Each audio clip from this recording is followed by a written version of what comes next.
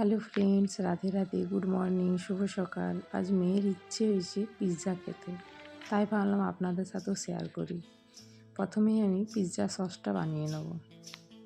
একটা কড়াইয়ের মধ্যে একটু বাটার আর ময়দা খুব ভালোভাবে ভেজে নিতে হবে।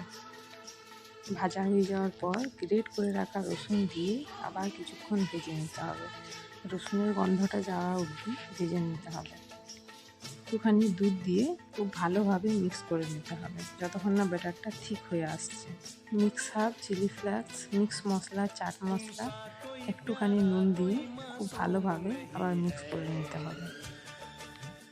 মিক্স করা হয়ে গেলে তৈরি হয়ে গেল পিৎজা সস। বাজারের সসগুলোর থেকে বাড়িতে তৈরি করে নেওয়াটাই ভালো। এবার কিছু সবজি কেটে নেব। ক্যাপসিকাম, পেঁয়াজ, টমেটো আর লঙ্কা। কিছুটা পনির ছোট ছোট করে কেটে নিলাম। একটা বাটির মধ্যে সব সবজিগুলো একই সাথে নিয়ে নেব। লঙ্কাটা একটু কম দিলাম, কেন মেয়ের জন্য বানাচ্ছি তো। একটু নুন, বানিয়ে রাখা pizza sauce, mix herb, chilli flakes, tomato sauce আর একটু চিজ। মেয়ে আমার চিজ খুব একটা খায় না, তাই আমি কমই ইউজ করি। আপনারা চাইলে আর একটু ব্যবহার করতে পারেন। সবগুলো ভালোভাবে মিক্স করে নেব। মেয়ে কালকে পাপার সাথে বাজারে গিয়েছিল, ওখান থেকে পিৎজা রোস্টার নিয়ে এসেছি।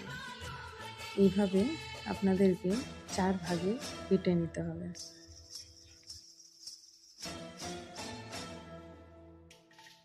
চার পিস করে নেওয়ার পর একটা পিস নিয়ে এইভাবে খুব সাবধানে কেটে নেবেন।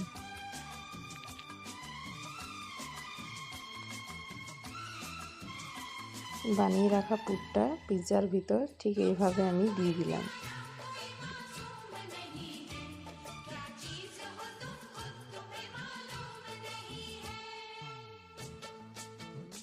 ফ্রাই প্যানের মধ্যে একটু বাটার দিয়ে সবগুলোকে আস্তে আস্তে খুব ভালোভাবে রেখে দিতে হবে।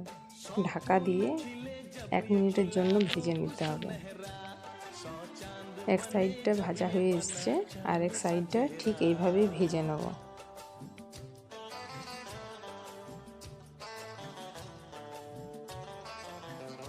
দু সাইডটাই খুব ভালোভাবে ভাজা হয়ে এসছে। এবার উপর থেকে একটু ধনেপাতা কুচি দিয়ে নামিয়ে নেব। মেয়ের জন্য পিৎজা রেডি। আপনাদের যদি ভালো লাগে আপনারা অবশ্যই বানাবেন। ভিডিওটা যদি ভালো লাগে লাইক, কমেন্ট, শেয়ার করবেন। রাধে রাধে।